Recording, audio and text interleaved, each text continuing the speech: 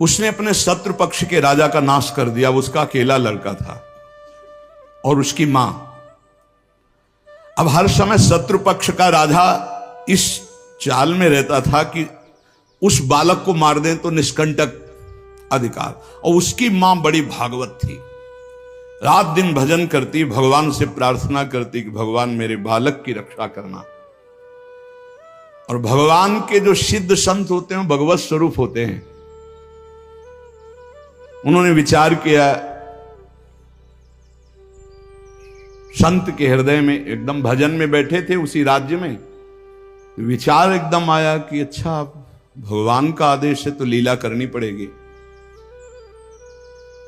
और लीला का उस समय इंतजार करने लगे। तो जो राजा बलवान था, जिसने शत्रु पक्ष के राजा को मारकर उसके लड़के को मारने को ठाना था, उसकी राजकुमारी थी, उसके स्वयंवर की रचना की जब बात आई, कमंडल उठाया, लंगोटी कस के बांधी कमर में, पहुंच गए दरबार में।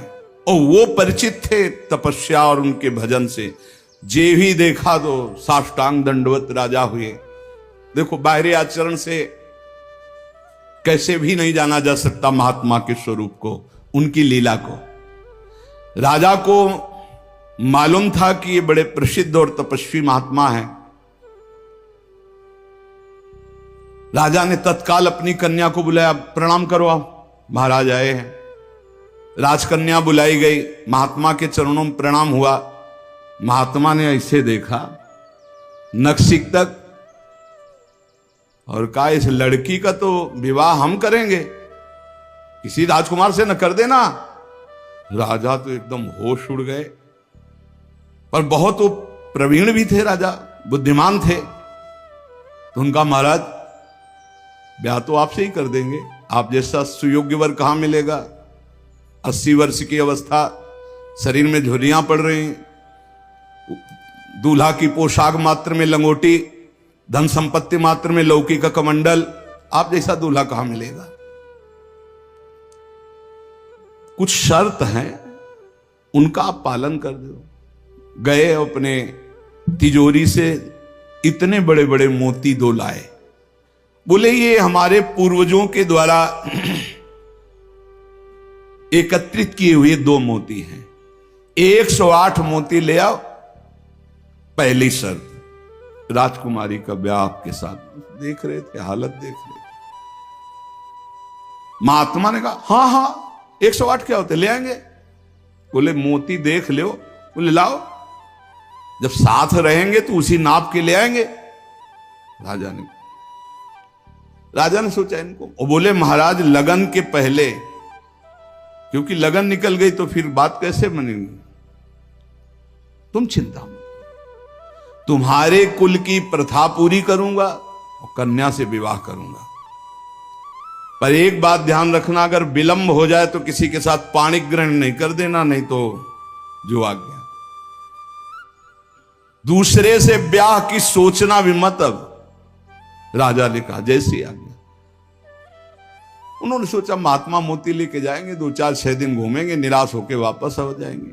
उनको क्या पता था कि जो भगवान के दास होते बड़े जिद्दी स्वभाव के होते हैं। अब वो ऊंचे दर्जे के सिद्ध महात्मा हाथ में मोती लिए हुए पहुंचे। विचार किया कि यार मोती किससे मांगूं, किससे खोजूं, कहां जाऊं। तो उनका समुद्र को रत्न गर्भा कहा गया, क्योंकि समस्त रत्न है, रत्नाकर है, सब रत्न उसमें विराजमान। समुद्र से सीधे मांग लेते हैं चल के। गए, ध्यान आया कि 3 दिन तक भगवान राम जो है उपवास करके बैठे रहे, नहीं आया तो हम तो 30 दिन बैठे रहेंगे तो नहीं आएगा, क्या करें। तो लौकी का कमंडल था, कमंडल उठाया, उलीचने लगे। 1 दिन 2 दिन 3 दिन लगातार, और खूब नाम जप भगवान का। हर कमंडल में नाम जप करके, मंत्र जप करके जल उलीचने लगे। नाम का प्रभाव समुद्र के हृदय में जलन पैदा हो गई। समुद्र एक साधारण पुरुष के रूप में पीछे से आवाज की, बाबा ये क्या कर रहे हो।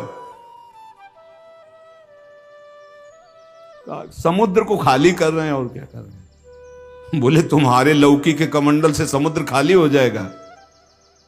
बोले मजाक करो मत करो, एक महात्मा ने चुल्लू में पी गए थे, अगस्त जी चुल्लू में पी गए थे, ज्यादा हमको चैलेंज मत करो। समुद्र डरा, बोले उलीच काहे के ले रहे हो तुम, हमें बता सकते हो? बोले सुना है रत्नाकर है, बड़े बड़े रत्न है समुद्र में, हमें 108 मोती चाहिए। बोले अगर मोती मिल जाए तो समुद्र उलीचना बंद करो। काहे को मेहनत करेंगे हम? बोले वो तो हम दे रहे हैं तुम्हें, दिखाओ मोती। मोती निकाले हुए से ढेर सारे मोती, एक लहर आई, नाप नाप के 110, क्योंकि 2 वो और 108 झोली में डाले। समुद्र ने कहा और भर लो। बोले हम अकिंचन महात्मा है, हमें नहीं चाहिए, ये दुल्हन लेने के लिए शर्त है, इसलिए हमने इनको लिया है और जा रहे हैं। महात्मा जी बड़े गर्व से गए, भगवान की जय जयकार की। राजा देखते ही समझ गया मोती मिल गए, क्योंकि बहुत मुस्कुराहट है। अब गणित लगाई, लड़की को कैसे बचाऊं? बोले हाँ महाराज। बोले ये ले 110, 2 ही तुम्हारा 108 है। बोले महाराज जी आपसे कहा था कि कुछ शर्तें हैं, एक तो पूरी हो गई, दूसरी एक कि हमारे शत्रु पक्ष के राजा का वध तो मैंने कर दिया, उसका एक लड़का है, उसकी खोपड़ी तुम हमें ले आओ। महात्मा जी ने विचार किया कि सारा खेल भगवान के इशारे से तो उसी की रक्षा के लिए हो रहा है। भगवान ज्ञान समुद्र हैं। बोले अवश्य उसकी खोपड़ी लाके देता हूं अभी। उसका जो कुमार है उसको हर समय मंदिर में बैठाल करके खूब कीर्तन भजन करवाती उसकी मां, क्योंकि उसको पता था भगवान ही समस्त मंगलों का विधान करने वाले हैं। अब महात्मा जी उसके राज्य में गए, जो ही राजमाता ने देखा दरबार में संत आए, प्रणाम किया, महल में ले गई, बढ़िया उनको भोग पवाया और कहा प्रभु आज्ञा कीजिए, कैसे आगमन हुआ, स्वाभाविक दर्शन या कोई आदेश पालन? आदेश पालन नहीं, तुम्हारे लड़के की खोपड़ी ले जानी, तुम्हारे जो दुश्मन राजा है उसने मंगाया है। सहम गई। तो उनका महाराज मैं तो मां हूं, मैं तो काट नहीं सकती, आप साधु हो, आप काट के ले जाओ, ये लड़का मैंने आपको दिया। कहा जब दिया तो काट के ले जाने की क्या जरूरत है, पूरा ले जाएंगे हम, काट के ले जाने की जरूरत क्या है? बोले महाराज पूरा राज्यभार आगामी राजा यही है, और आज तक मैंने भगवान की आराधना की अपने पुत्र की रक्षा के लिए। संत और भगवान में मैं कभी भेद नहीं देखती, इसलिए आपकी वस्तु आपको समर्पित है, चाहे वहां मार देना, मरवा डालना या जैसी आपकी रुचि हो। इतनी बड़ी संत पर श्रद्धा। वो मुस्कुरा कर बोले जब हमें दे दिया तो तुम हमें उपदेश मत दो, मुझे क्या करना है पता है। महात्मा जी गए, बोले राजा तुम सर मांग रहे थे, हम पूरा लड़का ले आए, पर ध्यान रहे एक भी बाल बांका नहीं होगा, पहले भांवरे फिरेंगी, इसके बाद तुम्हें जो मनावे सो कर देना। राजा ने बहुत खुश हुई, बोले बंदी नहीं, बिल्कुल ऐसे ही राजकुमार की तरह बैठा लो, हमारा ब्याह हो जाएगा, हम दुल्हन लेके चले जाएंगे, फिर तुम्हारा जैसा मनावे वैसा करो। राजा राजी हो गया, सिंहासन पड़ा, राजकुमार की तरह बैठा, दुल्हन सजा, तो सब शर्त पूरी हो गई थी। वर पक्ष की जहां बैठक वहां बैठे महात्मा जी, वही जनाती वही बराती, उनके कौन कोई तो था ही नहीं। महात्मा जी विवाह मंडप के नीचे बैठे हैं, आचार्य आए, पूरा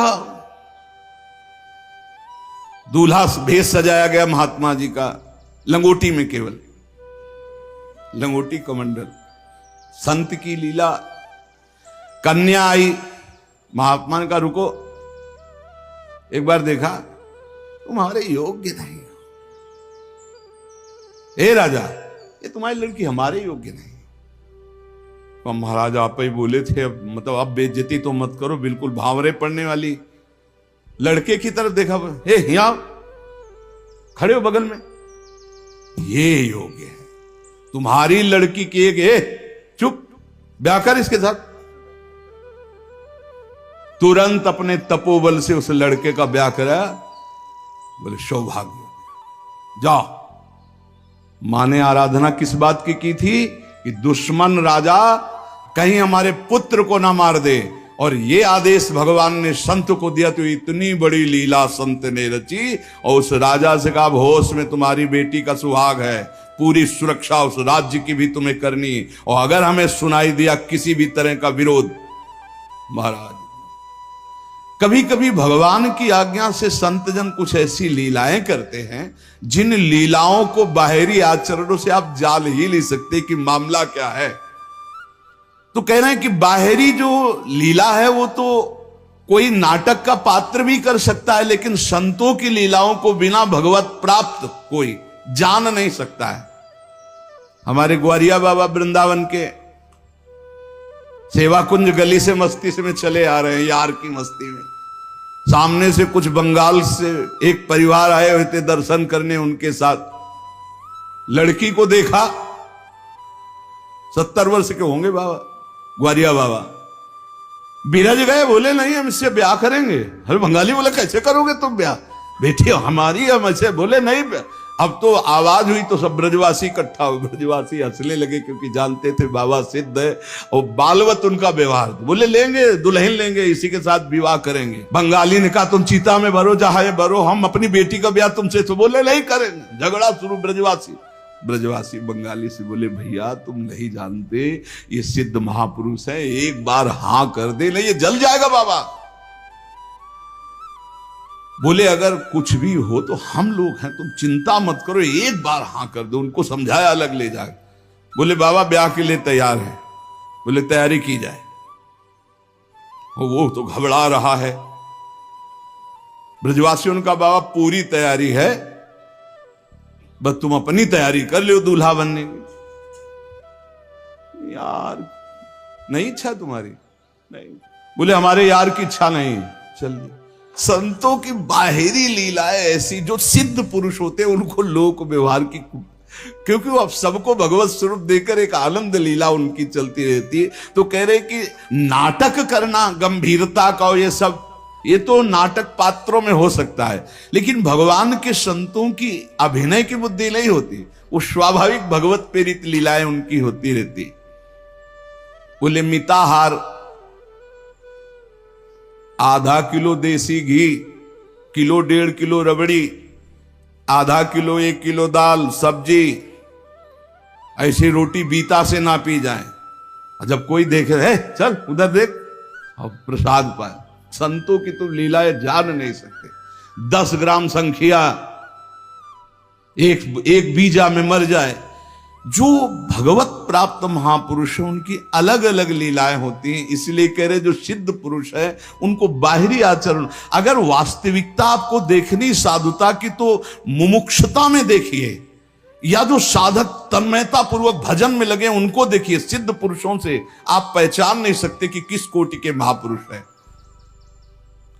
संत आंतरिक क्षमता से युक्त होते हैं। क्या भक्ति से ऐसी ऊंचाई प्राप्त होती? ज्ञान से और भक्ति से, दोनों से ऊंचाई प्राप्त होती है। या कोई ज्ञान मार्ग का उत्तम पथिक या भक्ति मार्ग का उत्तम पथिक। अज्ञानी पुरुष तो प्राप्त समझ ही नहीं सकता संत महापुरुषों की चेष्टाओं को।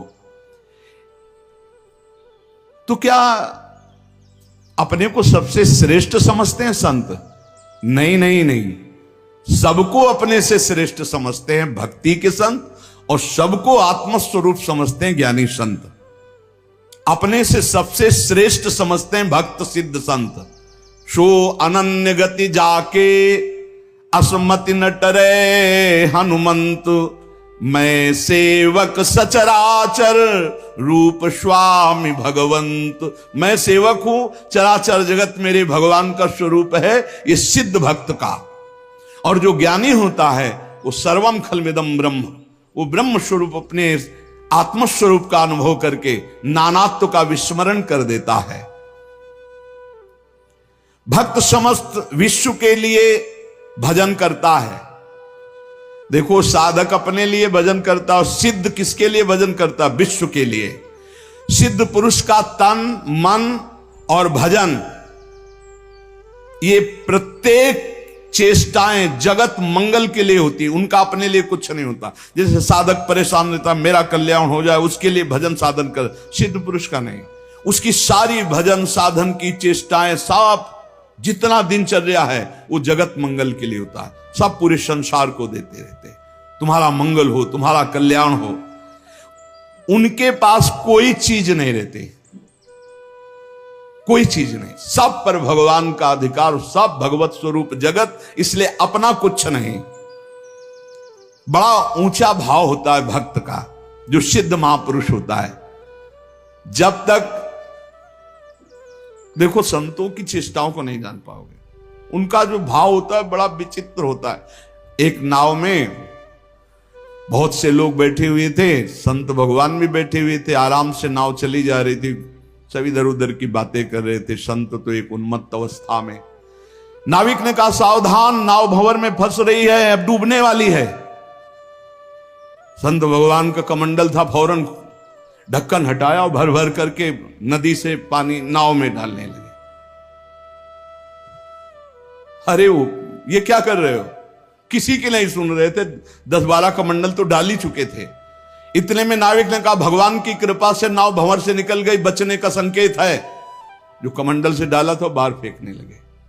सबने पक्का समझ लिया, जब डूबने वाली थी तो नदी से पानी डाल रहे थे, और जब बचने वाली है तो नाव से बाहर डाल रहे थे। वे पागल दिमाग के हैं, लेकिन वो नाविक बहुत से संतों को पार किए थे। तुम मत करना ऐसा, ये सिद्ध पुरुषों की बात कह रहे हैं। हाँ, जो कि हम भी सिद्ध ही दिखाने के लिए ऐसा कुछ करें तो पिट जाओगे। वहां सिद्धों की एक अलग भागवतिक महिमा भी होती है। बाहर गए तो सब चले गए थे, उसके बाद साष्टांग प्रणाम किया। नाविक ने कहा, महाराज जी इतना तो आप कृपा करके बता ही दीजिए, क्योंकि मैं प्रायः संतों को यहां से पार करता रहता हूं, तो संत कृपा हम पर है। आपके देखने से लगता है कि आप भजन में उन्मत्त रहते हैं। फिर आपकी ये चेष्टा मेरी समझ में नहीं आई। जब मैंने कहा नाव डूबने वाली तो आपने नदी से पानी इधर, और जब मैंने कहा बचने वाली तो नाव से नदी में डालने लगे। इसका मतलब क्या था? तो उनका जब हमें यह पता चला आपके मुख से कि भगवान डुबोना चाहते, तो हमने कहा भगवान की इच्छा में 10 कमंडल हमारे, तो हम डालने लगे। जब कहा बचाना चाहते तो हमने सोचा भगवान जब बचाना चाहते हैं तो हम भी सहयोग करें, तो जो डाला था वो बाहर कर दिया। जोई जोई प्यारो करे सोई मोई भावे भावे मोई, जोई सोई सोई करें प्यारे। जो इस सिद्धावस्था को प्राप्त है वो भगवान की रुचि में रुचि मिला के चलते हैं। ऐसा आप मत करना, वो सिद्धों की अलग लीला होती है। तो यहां कह रहे हैं जो भक्ति में जो परिपक्व महापुरुष है वो सारे जगत को भगवत स्वरूप मानकर अपने तन मन भजन के द्वारा सबका मंगल करते रहते हैं, सबका हित करते रहते हैं। संतों में भागवती का आवेश होता है, वो बनावटी नहीं होता। भागवती का, उससे जगत मंगल होता रहता है। बनावटी खूब गढ़ छोल करके वचन बोलना, खूब लच्छेदार भाषण करना, ये तो बुद्धि की दरा से हो सकता है। लेकिन जो संतों में एक भागवतिक होता है, उसी से जगत मंगल होता है, उसी से जन कल्याण होता है। उसमें टुटका और जंतुर और कलावा और राख हो, इनकी कोई जरूरत नहीं होती। उनकी दृष्टि मात्र से, वचन मात्र से जगत मंगल होता है। मुद मंगलमय संत समाजू, जो जग जंगम तीर्थ राजू। चलते फिरते साक्षात तीर्थराज हैं, जो दरस परस अघनाश बास निज संग करो दिन। जिनके दर्शन मात्र से, स्पर्श मात्र से बड़े बड़े पाप नष्ट हो जाते हैं, ऐसे भगवान के प्रेमी संत जन होते हैं। तो क्या जैसे अज्ञानी मनुष्य को देह में ममता होती है, आसक्ति होती है, वैसे क्या संतों को भी अपनी देह प्यारी होती है? वैसा कि मैं पुरुष हूं और ऐसा अभिमान होता है? बोल के बिल्कुल नहीं। विशुद्ध ज्ञान और विशुद्ध प्रेम में मिट जाता है, बिल्कुल नहीं रहता। एक बार यही प्रश्न किया था एक भैरव सिद्ध करने वाले ने आद्य गुरु भगवान शंकराचार्य जी से जाकर कि आपका ब्रह्मबोध होने के कारण शरीर से कोई राग नहीं है? बोले नहीं। बोले हम आपकी गर्दन उतार के ले जाए, हमारी भैरव यज्ञ पूर्ण हो जाएगी तो मैं सिद्ध हो जाऊंगा, क्योंकि आपको शरीर से कोई राग तो है नहीं, मिथ्या है आपकी दृष्टि में। बोले पक्का, पर अभी जो उतारोगे तो शिष्य लोग हैं, ये तुम्हारा हित कर सकते हैं। कल 4 बजे आना, यहीं पीपल के नीचे मैं ध्यानस्थ होऊंगा, सर उतार ले जाना। वो 4 बजे आया अस्त्र लेकर, तो स्वामी नरसिंहाश्रम जी महाराज गंगा स्नान कर रहे थे।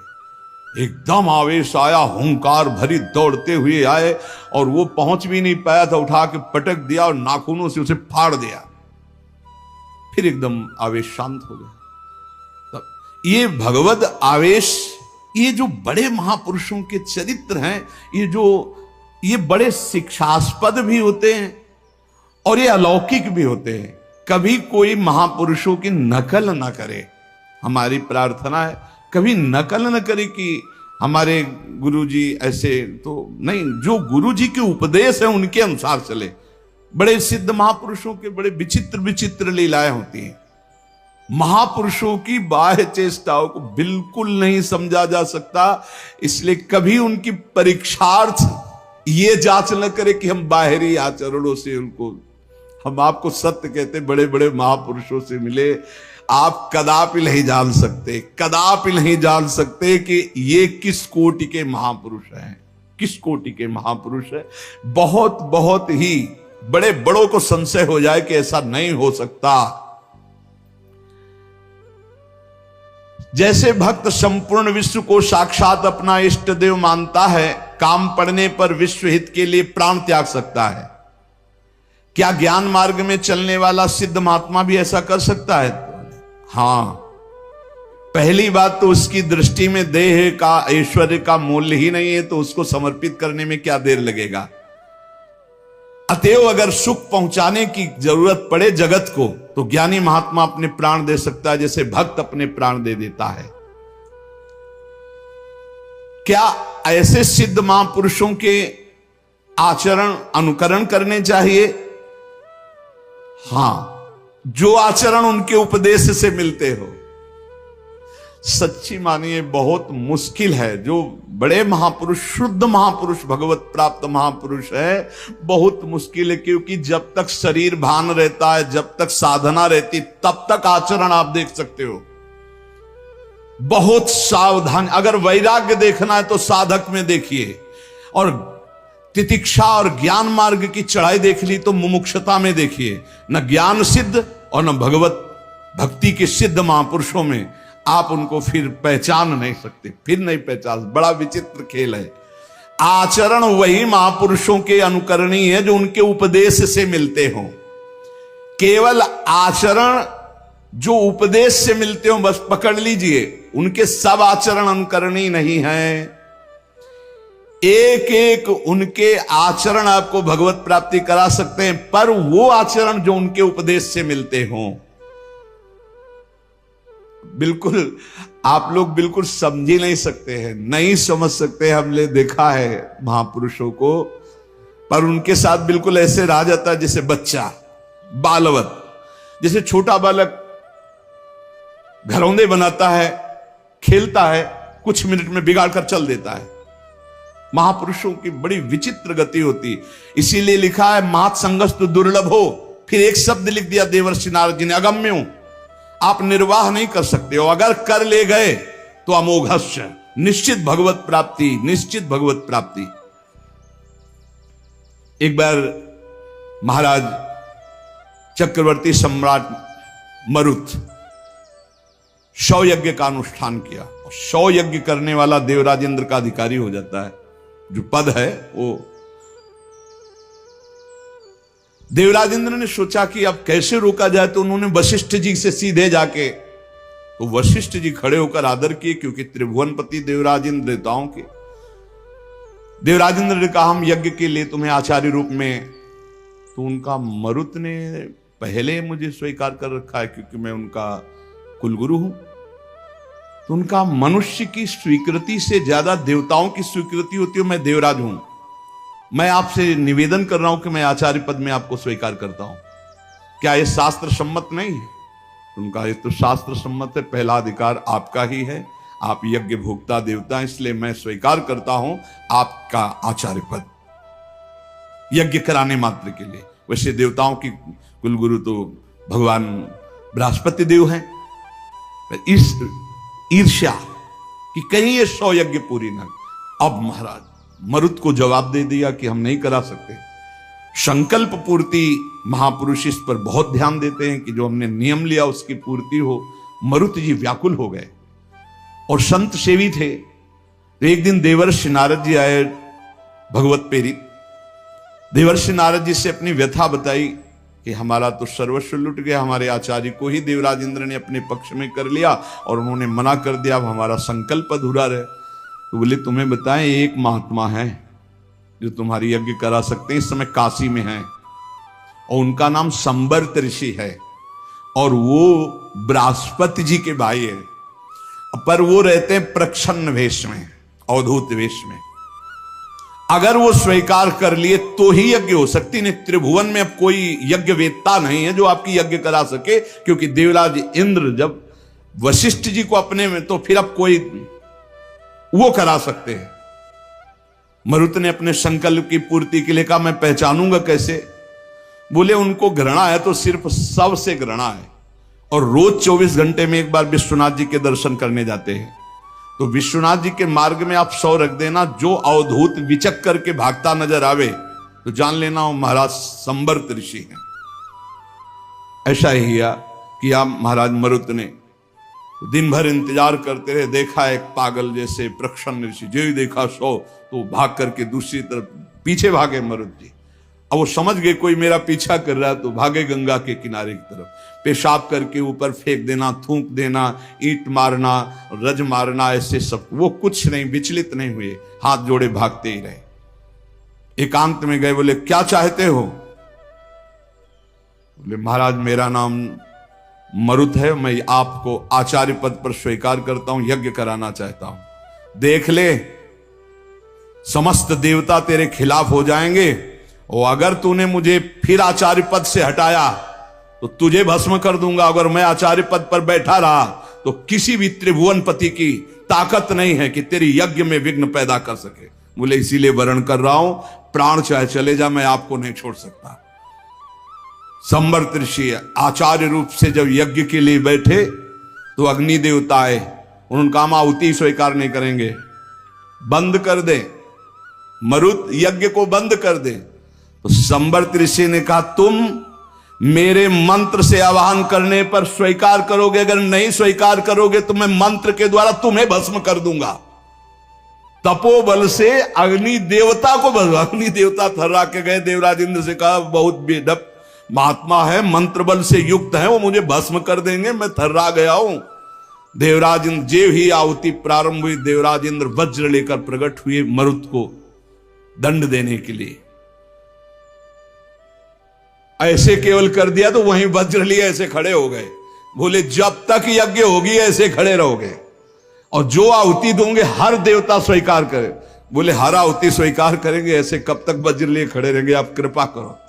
तो जो भजन में डूबे हुए अवधूत कोटि के महापुरुष हैं, बड़ी अपार सामर्थ्य होती है, पर इनके बाहरी व्यवहार, बाहरी आचार ऐसे होते हैं कि जाना नहीं जा सकता। बाहरी व्यवहार, बाहरी आचरण संभाल संभाल करके साधक करता है, चाहे ज्ञान मार्ग का हो चाहे भक्ति मार्ग का हो। और जो भगवत प्राप्त महापुरुष हो गए अब उनको कोई फर्क नहीं।